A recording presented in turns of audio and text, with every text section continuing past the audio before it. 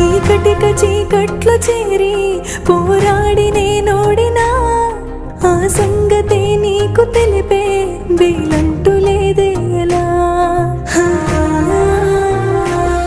శ్రీరాముడంటి మహారాజే రాజ్యాలు వదిలొచ్చినా, రావణుడి చెరలోని సీతై ప్రతి క్షణము విలపించిన, ప్రాణంగా ప్రేమించే శ్రీకృష్ణుడే దొరికినా, రాతల్లో లేని రాధై జన్మంత దుఃఖించిన, భరించలేకున్నారా కన్నా క్షమించమంటున్నా, మరింత పెంచెను నాలో భారం దయుంచమంటున్నా.